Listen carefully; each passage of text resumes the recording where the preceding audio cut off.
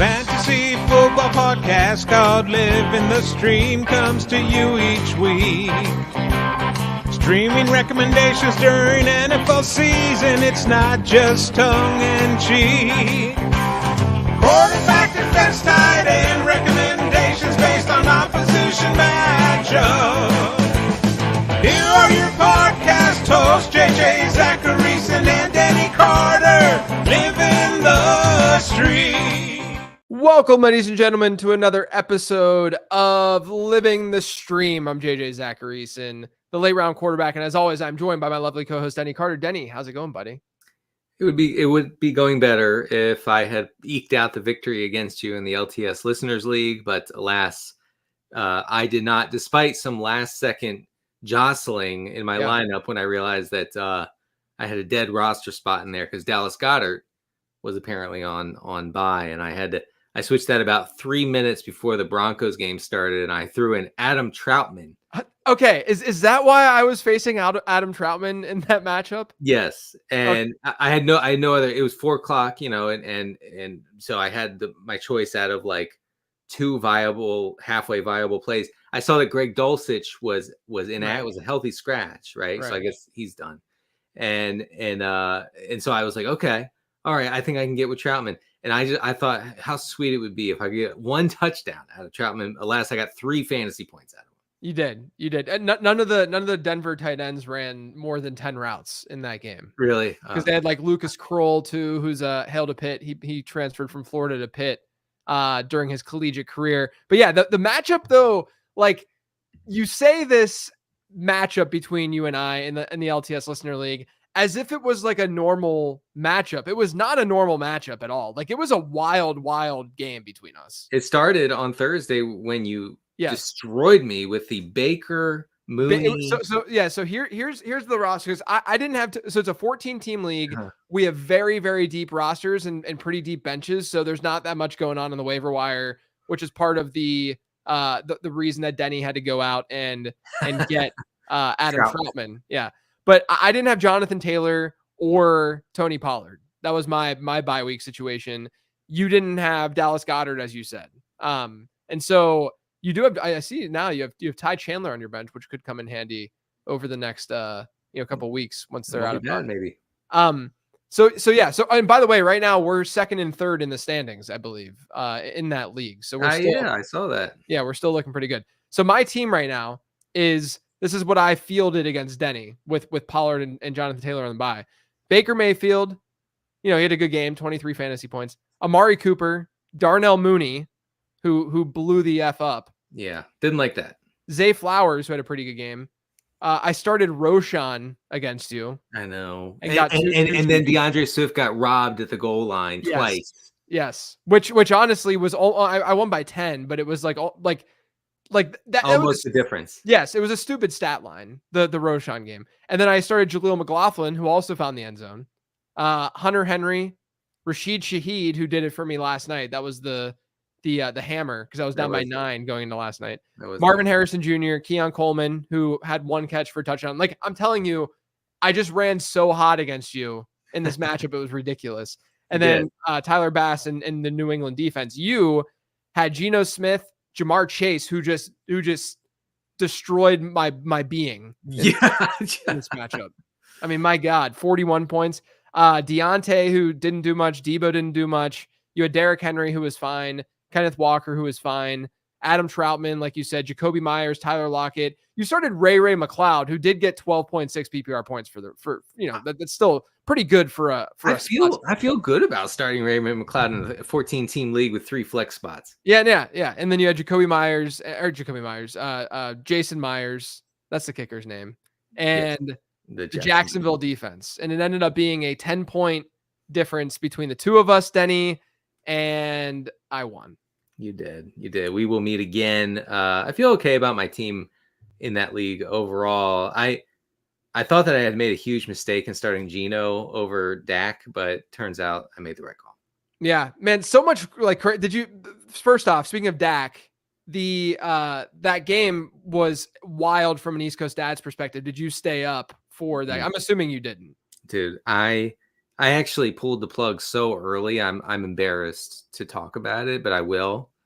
Just between you and me, everybody else shut their ears. I went to bed at the end of the first quarter. Okay, but to be fair, end of the first quarter in that game was like 10:30. Yeah.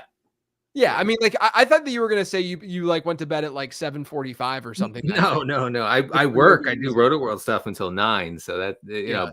but yeah, 10:30. I was just, I was like, okay, this game started so late. I have no chance of seeing the end of this. So what's the point? I'm out. Yeah.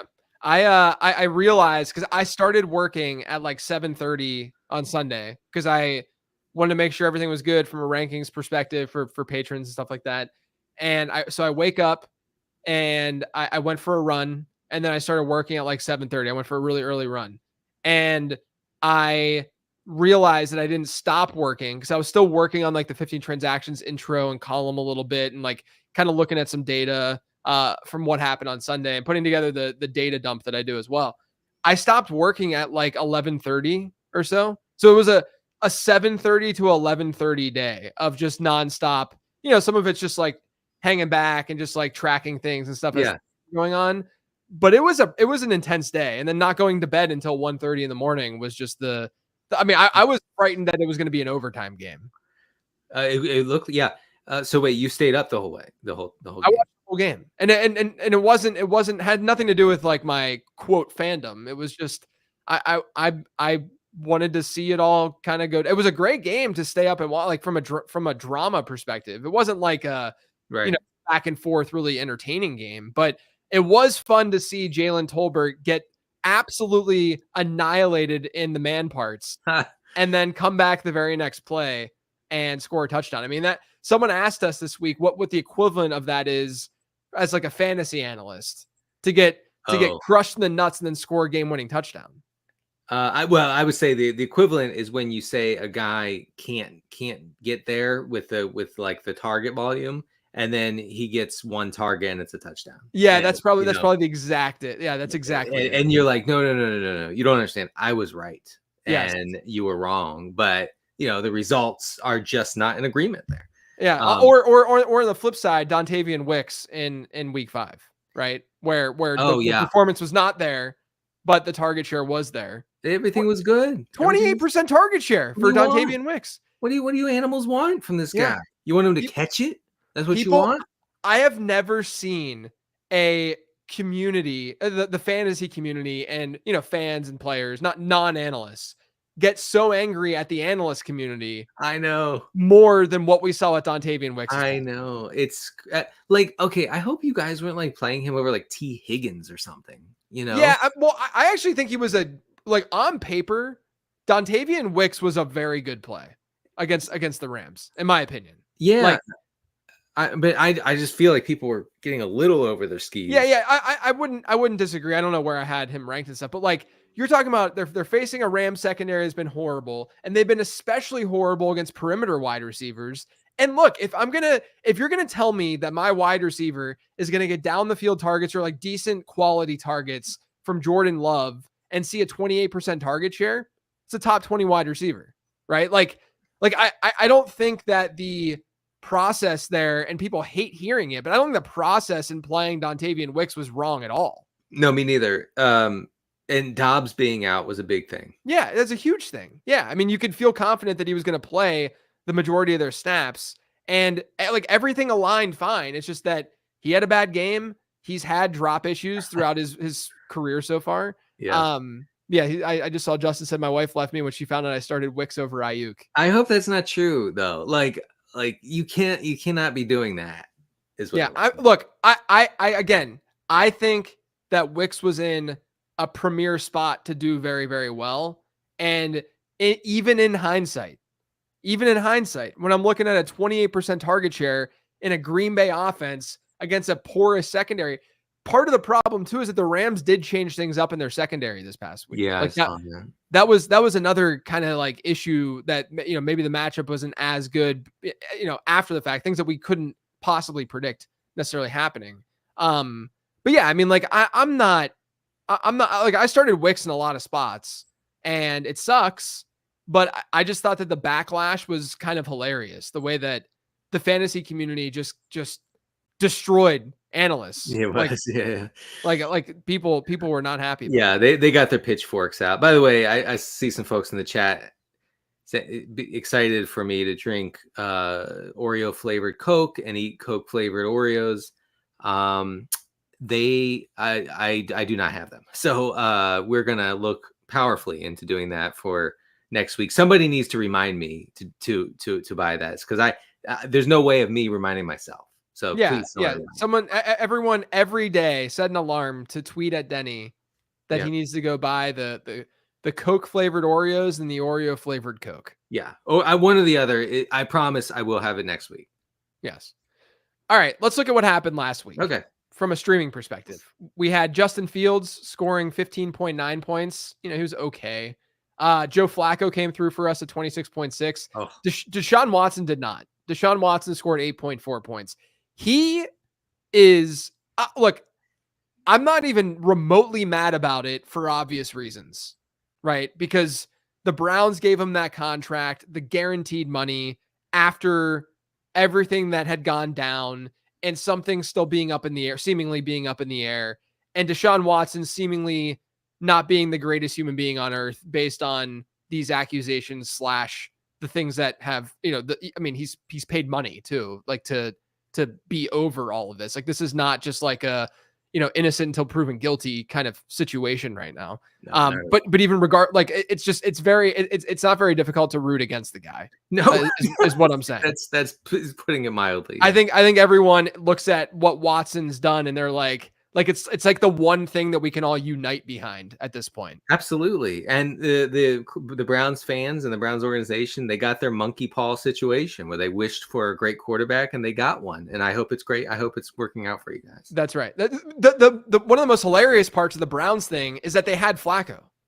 Like, what? Yeah. Like, why did you let him go? Like, because why did you? Too good. Yeah, you're right. Yeah, exactly. Really, like that's the same reason the Jets let him go the year before, because he was too good. Like, he would have taken Aaron Rodgers' job. Yeah, right. And so you can't, if you are committed to a quarterback, you can't have a better quarterback at the QB2. Right, exactly. I'm ready. I'm ready for Jameis though, for sure. Like you're gonna go from one of the most hated, most disliked quarterbacks you could possibly find to the complete opposite with Jameis Winston. Yeah. Like, Jameis Winston is one of the most likable quarterbacks out there. Yeah, he's not. I don't think he's going to get a chance. I know. I think that's a sunk cost fallacy. Yeah, I think the Browns are all in on just riding this thing out through this year. I think that they will yank the cord after the season. Stefanski's gone, Watson's gone, and they're going to rebuild for like 2028 or something. Yeah, I think you're right. But Watson only scores 8 points. I'm done.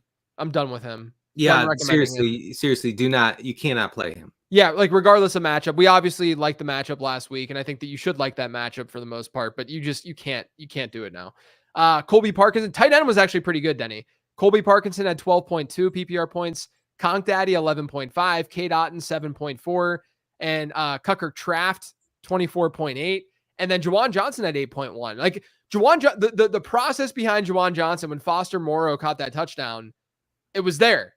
Right? I mean, tight ends against Kansas City, Juwan Johnson running more routes than obviously the non-pass catching tight end, or the one that doesn't run as many routes as the one who scored the touchdown. Can I tell you something about, now you got me mixed up on his name, Tucker Kraft? Yeah. Say, what do you say? Tucker. Yeah. All right. I saw he was on a podcast. I forget which one. Oh, we need to talk about this. Yes. Keep going. Yes. So can we do it now? Okay. Yeah.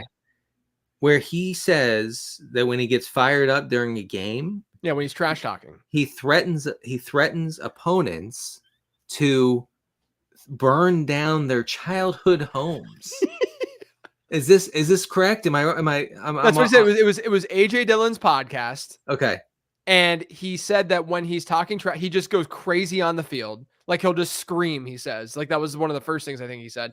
And then he said that his way of trash talking is he'll go so like he didn't say this, but so psychopathic, he becomes such a psychopath that he will tell the opponents that he's going to burn their childhood homes down.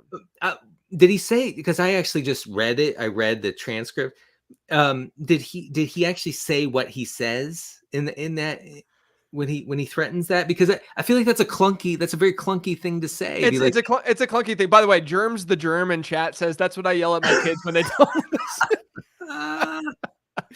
No, I feel like that would be a hard thing to say. Be like, yo, bro, I'm gonna burn your childhood home down. Right. What would be way better is if he knows who he's generally going to be covered by throughout that game, and he does research before the game starts. Oh, that's sick. That would be messed up. That would be messed up. Yeah, if he had the address. That would honestly though. That would be brilliant. Brilliant. Right. Like hey, 1224 Maple Street burning down tonight. Yeah. Like, and the guy's like, oh God, please no. Yes, that would be. Justin says that's a felony. What's a felony? Looking up someone's address? I hope not. I've looked up addresses. Or him threatening to burn their childhood home down. That's the felony part, is the threatening piece. Good luck. I mean, look, we're not Tucker Kraft. We're not the ones in trouble. We're just reporting what he said. That's all we're doing here. We're not advocating you burn down homes, people. Charles Sword says it was out of context. He burns down the homes metaphorically to eliminate their childhood trauma. Well, that's very nice of him. Then I think that he should be credited. Honestly, it's pretty. When I saw that clip, I laughed out loud. Like, how often when you read things or watch things do you laugh out loud? Not often. Not often, right? Like TV shows, even like in movies, I'm not really laughing out loud. Like when I'm alone. When you're with someone else, laughing out loud is a little bit easier because you're trying to like have that social interaction and stuff.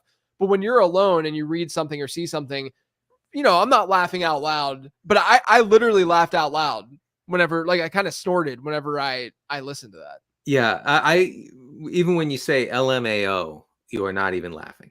No. You say LMAO because it's making you smile a little bit. It's a smirk. Yeah, it really should be SMAO, smirking my kids show off. All right. Defense, we had Denver who had 16. Great play. Seattle had 10 and New England had 8. We had a good tight end and defense week last week. Flacco kept us afloat at quarterback. So pretty good week overall, Denny. Let's move on to week number 6. I'll kick things off at quarterback because I think there's a clear number one streamer this week, and that is Daniel Dimes. Yeah. We are back.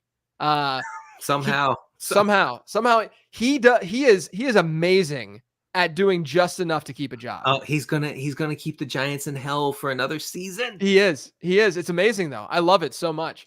He ranks 20th in completion rate over expected right now. He's top 15 in EPA per dropback. So he's been, a decent quarterback this season, like especially versus expectation, what we thought he was going to be doing. Last week he played well without Malik Neighbors. He's averaging 22 rushing yards per game. So you're getting basically a turnover taken away, with his rushing. He's 5th in quarterback rush attempts. They get Cincinnati this week. Cincinnati's been horrible defensively. They have the worst defense basically in the league, and they have one of the best offense. It's a beautiful thing for fantasy football. Oh, it works so well. Oh, I love the Bengals so much only because of what they're doing for the game of fantasy football. You're going to have both Zach Moss and Chase Brown be relevant. You're going to have both of those wide receivers be relevant. Maybe Eric All ends up running more routes down the stretch and he takes over that job. It's just a chef's kiss, beautiful situation in Cincinnati. We need more teams with atrocious defense. Yes, absolutely. The Giants, Denny, have the 11th best implied team total on the slate this week. That could be a high scoring game. So I like Daniel Jones a lot. I think that he's a strong play. Absolutely. And by the way, you can find these streaming options on the Living the Stream Patreon if you'd like to support the show and do our weekly start sits and the early streamers and everything else in between. All right, folks, I have Derek Carr, who has an oblique injury, probably okay. But by the way, that throw on Monday night where he hurt himself in the fourth quarter, honestly, that's like top 5 throws in my living memory. Yeah, which one was he hurt on again? It was the alley-oop to the no-name receiver down the field. Oh, right. Yeah, tipping or whatever. So he just launches it straight up in the air because he's facing a zero blitz. Yeah. No, is it? I think it would be considered. Anyway, eight guys come, and he just throws it up, and it is actually a perfect pass. The guy should have caught it. Yeah. Anyway, he hurt himself on that throw. Should be okay. He plays the Bucks this week. Bucks allowing the 5th highest success rate to opposing quarterbacks. They are an extreme run funnel. In fact, they're the third most extreme pass funnel on the season. We saw that last week with the Falcons going berserk against them. And 68% of the yards gained against Tampa Bay have come through the air this year. That's the 8th highest rate. So if the Saints are going to move the ball here, they're going to move it through the air. By the way, I just want to mention all the cool stuff that the Saints were doing in week 1 and 2 with motion and play action, not doing that anymore for whatever reason. And the whole thing has sunk. And I hope you enjoyed week 1 and 2 because it's over for this offense.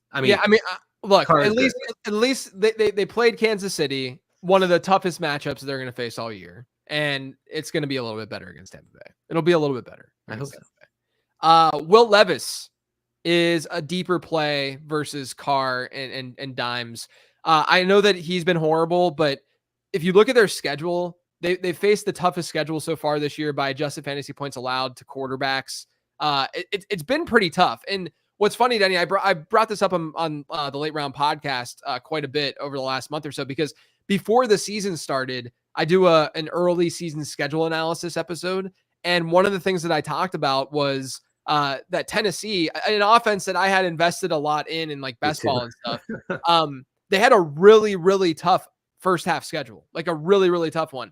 And it just goes back to like we know that's part of our being and understanding what's going on in Tennessee in this offense. But at the same time, having guys get off to a hot start just makes you feel so much better about it. Like, that's why I do that episode, is because in situations like this, even though you can, answer some of the questions that we have with this Tennessee offense with, well, the schedule's been tough, even if that's part of the reason, you still doubt it because of what we've seen so far this year. And so, but I do think that's a very important caveat to throw out there with this Tennessee offense. I think if you really want to like get weird and send some bench assets on your team and get a Calvin Ridley, a DeAndre Hopkins, a Pollard, I think is a really good spot. And then Spears, I think, is still not a terrible spot given the fact that he had that injury. He's kind of coming back from that.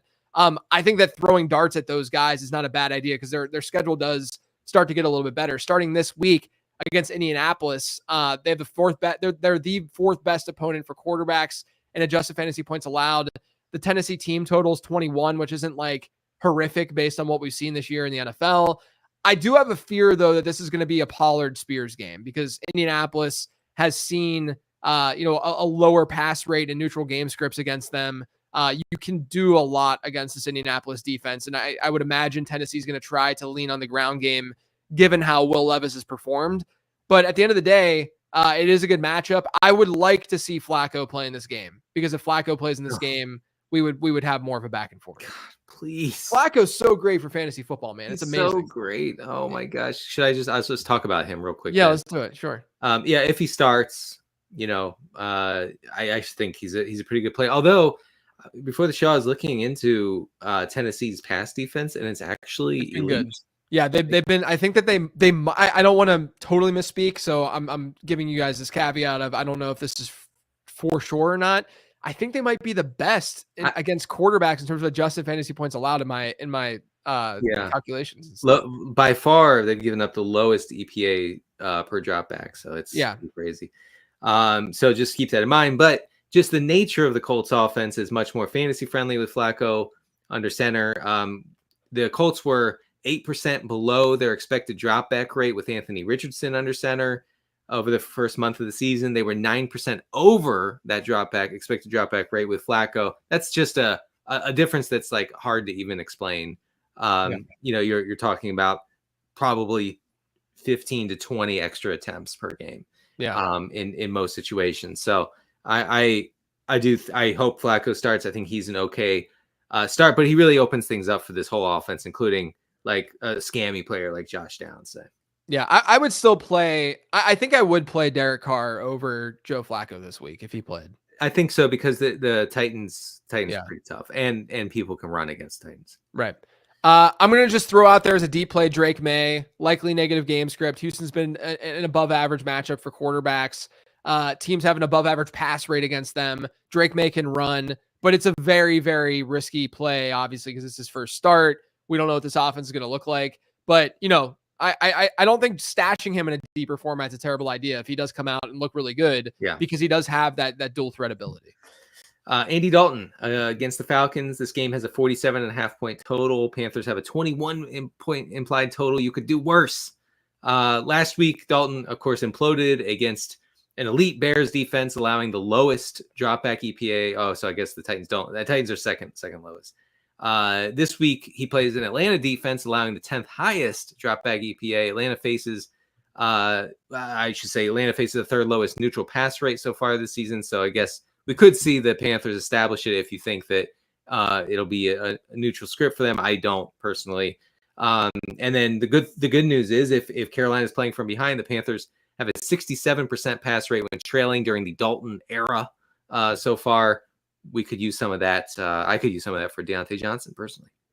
Yeah, I have you noticed that it seems like people are not reacting enough to matchups this year versus like last year and stuff. Like people are saying like, Andy Dalton's gotten worse in each. Well, yeah, he played Vegas and then Cincinnati and then the Bears. Like, of course he was worse against the Bears. I know. Yeah, I had a lot of people coming back to this Dalton take I had when he got the starting job, and they were like, "Well, what about now?" And I'm like, "Yeah."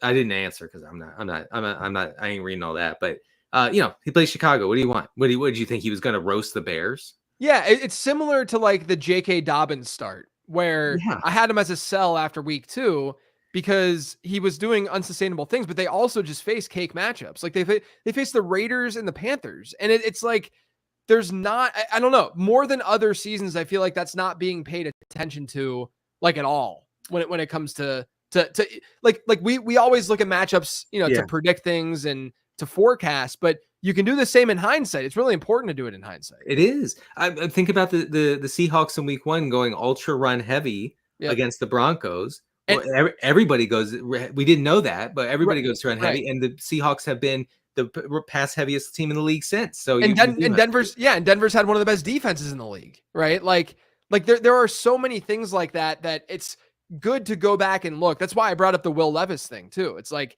yes, he's been bad, but give it at least a little bit of context that they've faced some like really, really, tough opponents. Or like, look at like, I'm not excusing Breece Hall's usage in the way that, they've gone about things. I think it's ridiculous, especially the receiving usage, but they've also faced they faced Denver in a rainstorm, and then they faced Minnesota this past week. Like, yes, he's been bad. We can say he's been bad, but also have at least a little bit of optimism knowing that they're not going to face those two defenses every single week.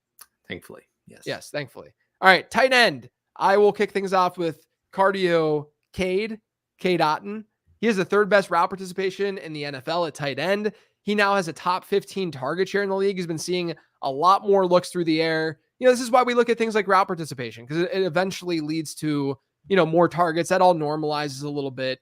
And so, Otton can get in that 15 to 20% target share range. The Saints are slightly above average as a matchup for tight ends. The Buccaneers have a top 12 team total. I think that Cade Otton's just like a locked in high end tight end too. That's basically what he is probably the rest of the season. Should be enough volume to go around in a pass happy Tampa offense. Tyler Conklin, aka Conk Daddy, aka Conk Father, playing the Bills. By the way, I thought the teams had a bye week after going overseas, but I guess not. Good luck to the Jets, to the new look Jets, by the way. So Conklin's leading all tight ends in routes, which is pretty funny. Please forget that he's only been targeted on 15% of those routes, and keep moving. Bills are one of the most extreme run funnels. I think that, because of the struggles, because of the, not being able to use Breece Hall, whatever, I think they're going to run it pretty heavily here. So I don't know. Conklin's more of a desperation play, I feel like, because I don't see them dropping back a lot this week. By the way, I love that we're getting this trickle of news out of New York with the Robert Saleh firing. We didn't even talk about that this morning. So So he's fired. Everybody's wondering, is Nathaniel Hackett next, right? And Diana Rossini from The Athletic says, no, Hackett's safe. Fans are going nuts. Then somebody quotes 2 anonymous players on the Jets saying that they're not being put in position to succeed in Hackett's offense. And now interim head coach Jeff Ulbrich said the team is, quote, going to take a deep dive and look at all possibilities when talking about changes to the offensive side of the football. Yeah. So this is clearly a Hackett thing. And Yes. but why couldn't they fire Hackett? Yeah, I mean, I wish that they would have. Because he's boys with Rodgers. Yes, exactly. I mean, Aaron Rodgers is running. Every Aaron Rodgers meme has been pretty good today. Like them putting him over like Game of Thrones characters and stuff like that. Like it's very true. He's just running. He's not only running that team right now, but he's also running them into the ground. I would say that Woody Johnson was probably embarrassed by the loss in London. He's a former ambassador to the UK, and so I would guess that embarrassment trickled over to him being like, okay, Salah, it's done, we're done with Salah. But I don't think that Rodgers is like the puppet master in that way. But this is Rodgers' offense, and they're not using a lot of play action, and they're not using a lot of motion or shifting, and it's made this offense very predictable. And they're playing hero ball with a 40-year-old quarterback coming off an Achilles. Yeah. No, I mean it's bad, and I mentioned it with Breece Hall already. Like Braylon Allen's really good. Don't get me wrong. Like he deserves like ground game work, but to not use Breece Hall more on screens and in the screen game and as a receiver is absolutely horrific coaching. Like he's one of the most dynamic players with the ball in his hands in space, and you're unable to get him the ball. Like this most pathetic thing I've ever seen in my life. It's awful. Terrible. All right. Last tight end, we're going to go with Zach Ertz. Baltimore, who they get this week. That's going to be a fun game. Washington and Baltimore. All in your neck of the woods. Oh yeah. So no, it's people are probably hyped. Many are talking about it. Yeah. But Baltimore has faced, and no one's talking about football in Charlotte right now. Baltimore's faced the highest pass rate against them in neutral scripts this season than any other team. And I look at neutral game scripts as being first 3 quarters, points are within 6. So it's, just mostly a close game, and you're not in the fourth quarter where weird things happen. Ertz is 12th in tight end target share this season. He's fringe top 10 in route participation. Baltimore's not a horrific matchup from the standpoint of like how they performed against tight ends. So I think Ertz is not a bad play. He's probably sort of like in that Otten tier. Andrew in the chat says the average age of the streamers this week is crazy. And I would say this is a millennial podcast. And if you don't like it, Andrew, you can leave. You shouldn't leave, but still, the Zoomers got to get used to it. Only millennials are good at football now. Yeah, we don't talk about Zoomers anymore. No, this is a millennial only broadcast. we only recommend millennial players at this point. The player has to have been born between 1982 and 1990. Yes, that's it. Anyone else? You're not getting recommended. That's we should do a millennial fantasy league. Oh my god! Only millennial players. Oh my god, that's the greatest thing ever. There'll be no running backs.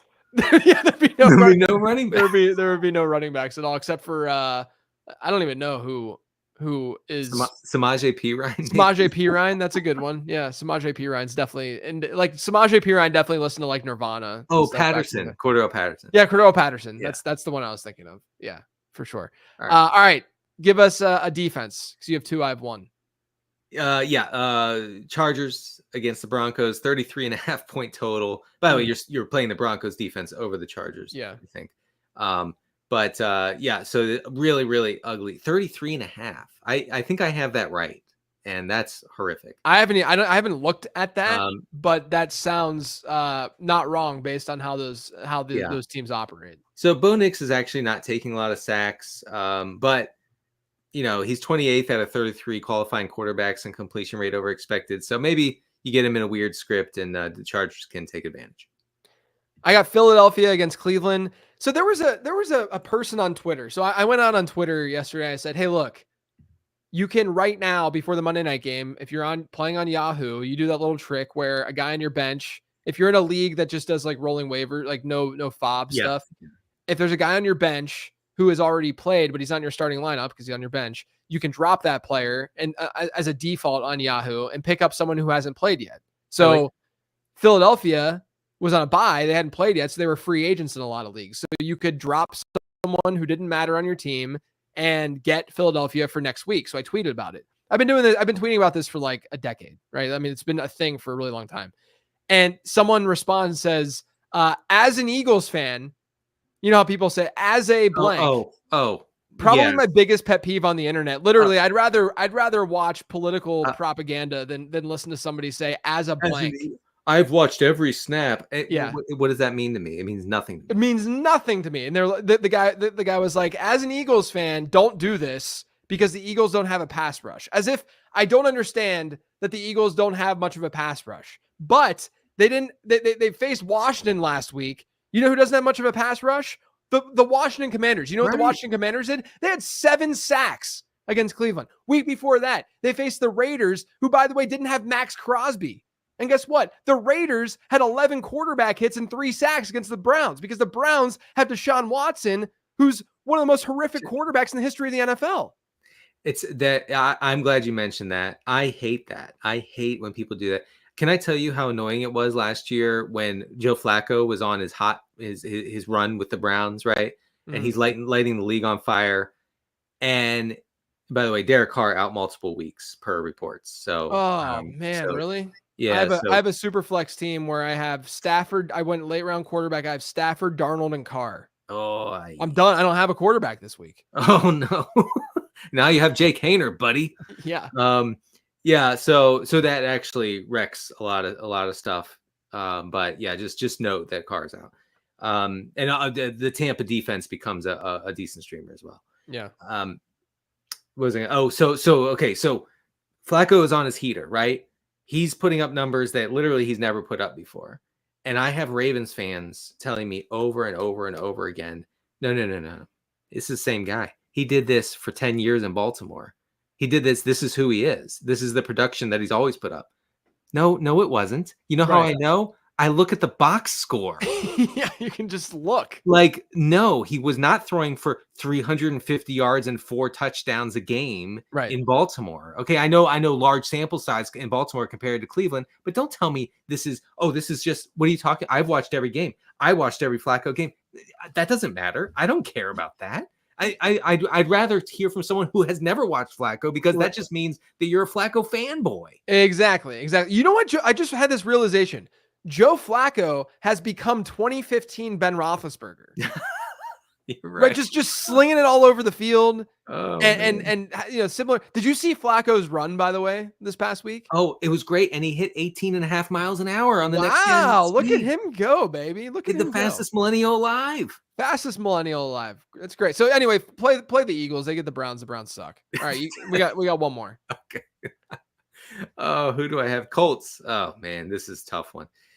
Colts against the Titans. Look, Will Levis, 5 turnover-worthy plays per PFF over 4 games. He's taking a sack on 30% of his pressures, which is the worst rate in the league. Look, you could probably do worse, is what I'm saying. All right, to recap.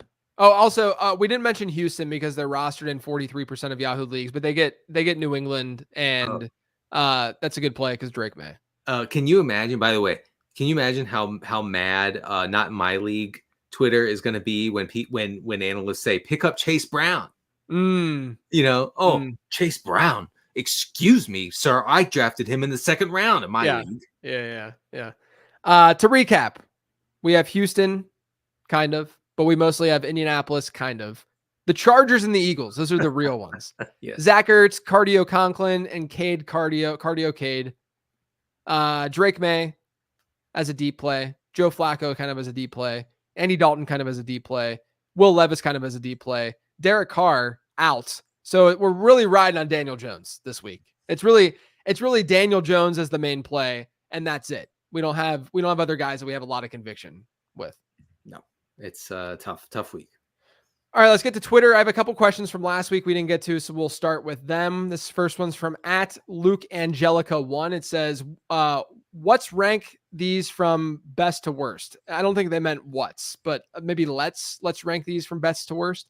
Stubbing your toe, biting your lip while eating, needing to, when I bite, do you ever get like cold sores then in your mouth after you like bite really like it's the worst. Dude, I'm dealing with one as we speak. It is the worst. Like just you can, and then you like have a salad or something, the dressing gets in there and it just Oh my screw God. it's Red the wine worst. vinegar in Oh, this thing. it's the worst. Oh my God. It's the absolute worst. Okay, so stubbing your toe, biting your lip while eating. And we're gonna assume that the aftermath comes from that biting your lip while eating thing. You know, this is like a multi-week injury that you have to then deal with until it heals. Needing to poop right after you get out of the shower. Or drafting Mark Andrews was the last one. Oh well, it's definitely Andrews. Yeah, Andrews is the worst. The needing to poop right after you get out of the shower, I get the notion behind it, but I don't think it's that big of a deal. You're right there. You're right there. I'm assuming it's you're not cleansing yourself but it's not like you take a shower after you take a dump. I mean, you don't? No. Right. I don't get that one at all. Also, I am a machine as far as pooping goes, so I poop at the exact same time every single day. Yeah, are you a wake up and poop person? No. I'm a eat an entire bowl of oatmeal and have 1 cup of coffee, and it's actually explosive. It's like if I don't get to the toilet within 11 seconds, it's over. So see, I'm a between, let's say 7 and 9, like in that time frame. Oh yeah, yeah. I sometimes it's before I eat. I think it depends a little bit on what I consumed the previous night, like the previous day. Yeah, so this whole shower thing is a little weird to me. Okay, I have it's right here. I bit my. And is it a little bit fat? A bit, yes. I bit the inside right here. Yeah. It's fat. It's swollen. Do you have the little cold sore? I have a cold sore. Yeah. And here's the thing, JJ, I keep biting it. Oh, it hurts even more whenever you have the little spot there and you keep going after it. Like I actually at last night at dinner, I'm sitting there with the kids and Melissa, and I forget what we were eating. Oh, meatballs, right? And chicken nuggets for the kids. And I take a chicken nugget from Eleanor and I bite it and I right on the thing. Oh. And I actually just did this. I just put my head down and I'm like, please, no one talk to me right now. Like I can't. Like so bad. Yeah, I'm so angry, right? So angry because you just started the cycle again. Right. Yeah. There's no coming back from this. This is just the rest of my life. You were healing what was going on there, and you just put it right back to where it was a week before, a week ago, whenever you first did it. And listen, I appreciate everybody in the chat telling me what to do. I am not going to help myself at all. I'm going to feel bad for myself if that's okay with everybody. Yeah, I think that right. We have some some medicine that's being thrown out there that we can use that I can't even pronounce, and I like to ride it out whenever I'm wounded. Yeah, no, I'm gonna deal with this like a man, aka a total baby. Right. This next question is from.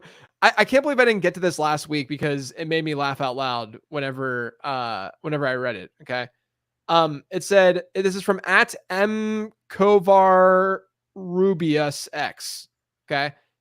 Guys, I sharted in the shower this week for the first time ever.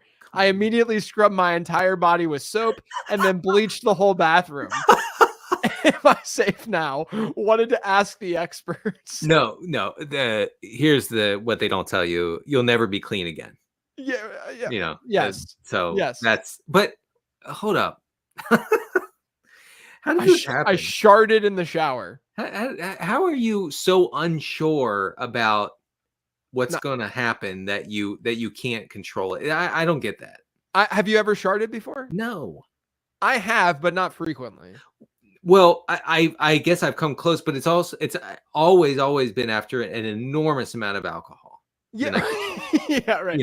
Well, sometimes it's also like you feel it like, and it kind of like pops out but goes back in kind of situation with a shark, like it's like a little turtle just sticking his head out and then just go back in its shell, right? Like so that'll happen every few years or something like that. Like that's not like a weekly occurrence, but that has happened in my past. Yes. Yeah. I mean, for me, it's just when I had upwards of 14 beers the night before, and I've lost control of that whole situation. just every part of your body. Yeah. Next question @zip code. I learned that DVD sales are down to 4% of the peak in 2005 when America spent something like $16 billion on them. Wow. What are we spending truckloads of money on today that no one will care about in 2045 other than chickpeas? No, people are going to love chickpeas because that's all we're going to have to survive in 2045. Bro, listen, if I'm in charge, burgers are illegal and everybody's forced to eat chickpeas forever. Yeah. So, and by the way, Audio Andrew said prairie dog in it. I know. Sorry, I had to just throw that out there. Anyway, Yeah. okay. So what thing is going to be basically know. irrelevant that we're spending a lot of money on today? Streaming services. Okay, what's going to be? There will be one consolidated streaming service. That's going to be $700 a month. There will be one. Yeah, one. They'll all combine into one thing. That's the future of everything. It's just combining into one company. So there's going to be one company just ruling everything. Yeah, I mean, it's not like that. I think that's the idea behind Musk and X. Like he wants it to be, he says, the everything app, right? And so he wants you to do your banking there. He wants you to put your family photos in there and everything.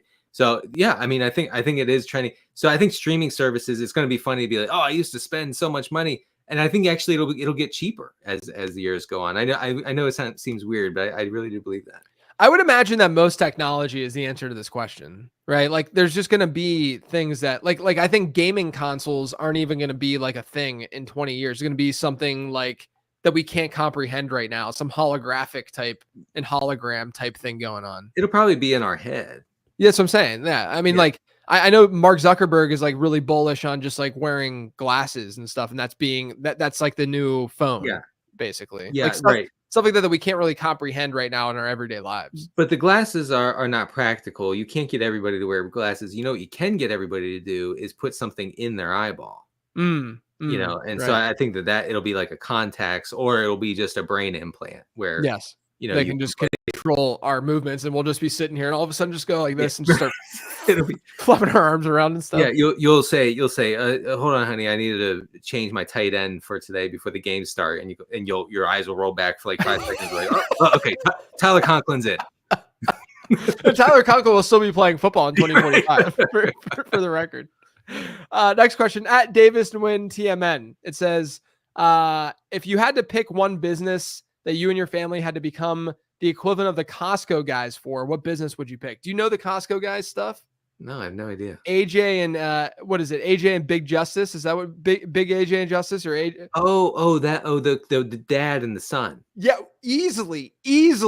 Look, I'm a doom scroller on TikTok. Like I will sit and just rot my brain for a half hour to an hour at a time. Good for you.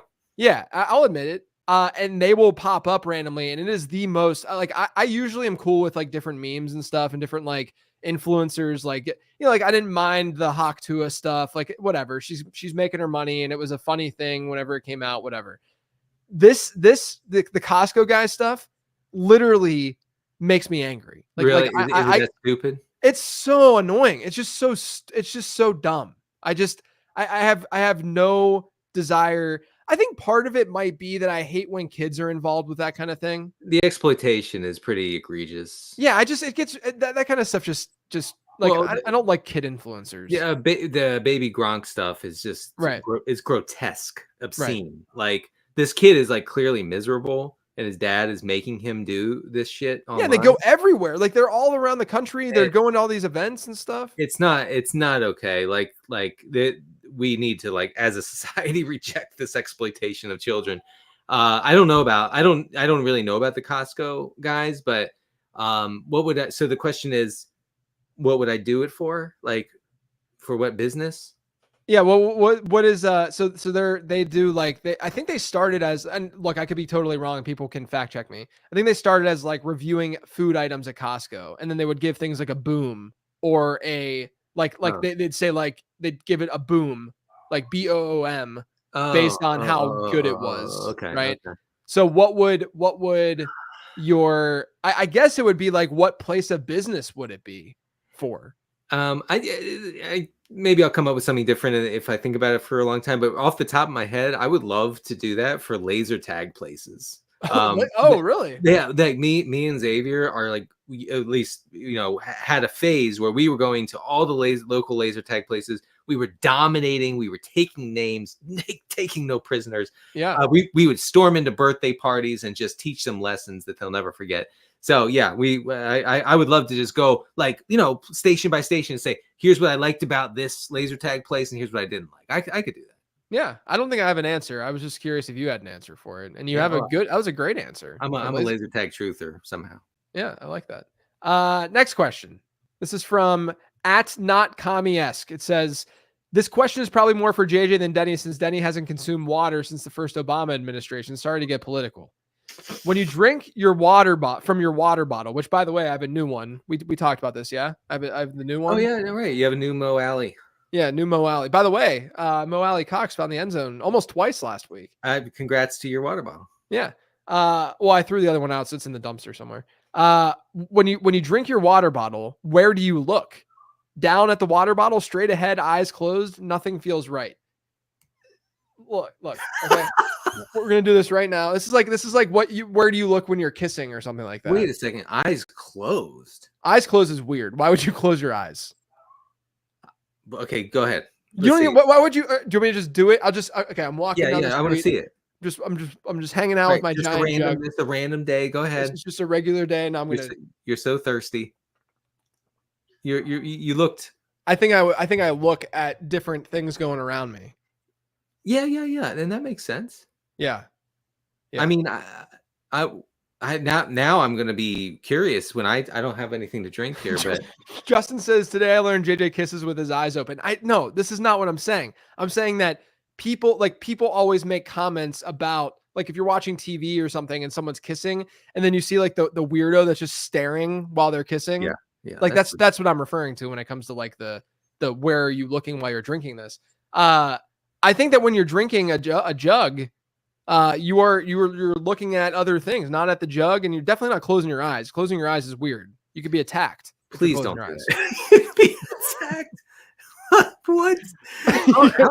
Always stay on right now. Always stay on defense. Always stay on defense, baby. You got to always be. That's why I got the jug in the first place. And you just whip it, hit somebody if they're coming after me. I at the local Starbucks, I've actually heard that JJ sips a latte and then just punches with the other arm. Just it's training. Just in case someone just comes within his orbit, he can just pop them. JJ drinks like he's running for office. In parentheses, 2 tiny hands. Is it because my hands look so little with this? I don't think you guys understand how big this thing is, because my hands are gigantic. Yeah, if anybody has tiny hands around here, it's me. I've tweeted about this because a few years ago, when everyone was talking about Kenny Pickett's hands, I had like my hands were like 1.5 inches bigger than Kenny Pickett's. I remember I measured and I put it on Twitter for proof. I feel like we actually did hand to hand last time we saw each other. Maybe, yeah, and then we embraced and kissed. And I don't remember that part, but I do remember the hand thing, and I was like, oh God, like, oh Jesus, like this is way more humiliating than I thought. It was like a rom-com. We put our hands up to each other. We did. And it just became really romantic. We did. By the way, people are in the chat. They're saying this is a millennial podcast, and yes, we are 2 millennial men. Yeah. And I say that we go full out and we just alienate the Zoomers completely. What is the actual millennial range? Is it 80 to like 95 or something like that? That's a good question. Because I think I'm smack dab in the middle of millennial.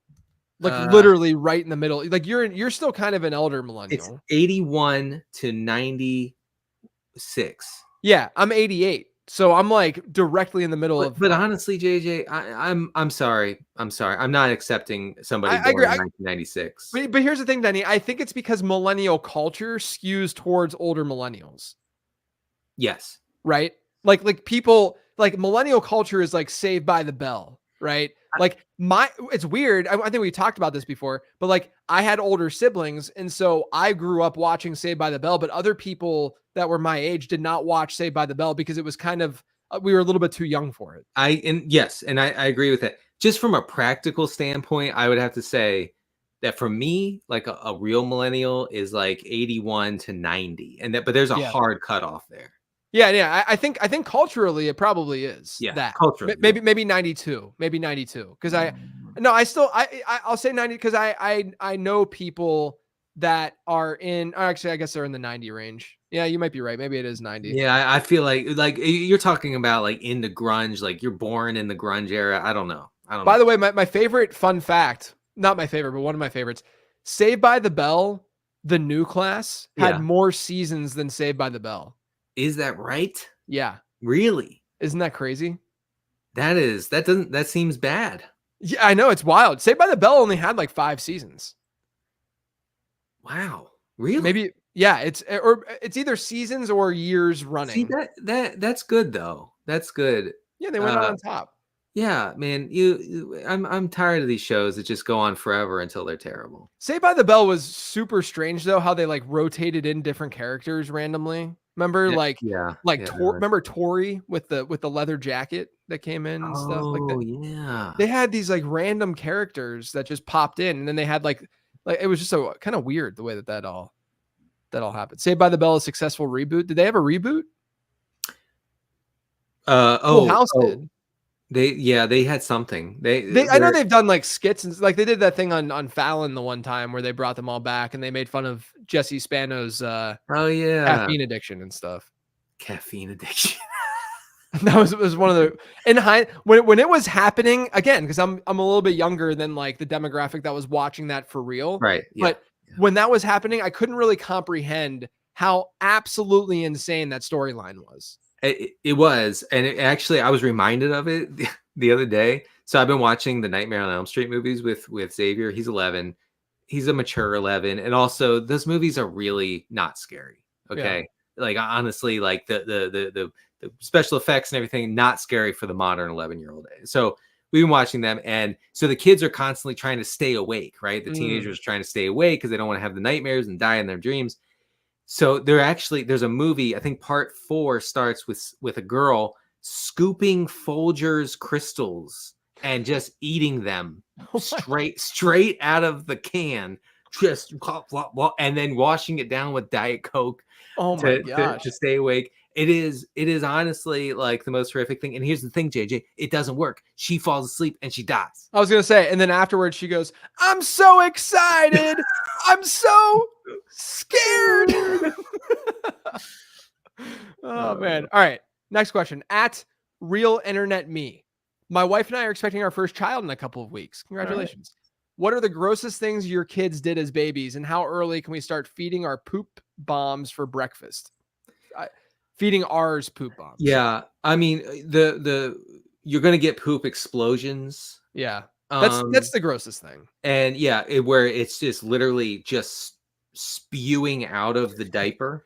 You know, and so it's on you, it's on the floor, it's on the dog, it's everywhere, right? Yeah. I mean, the cleanup will never end. You just have to commit yourself to like a 90-minute cleanup after that. Yes, you will be pooped on. And the worst though, like when there's a blowout and they're wearing a diaper, at least it contains some of it. The worst is when you have a poop in the bathtub. There's nothing worse than a poop in the bathtub.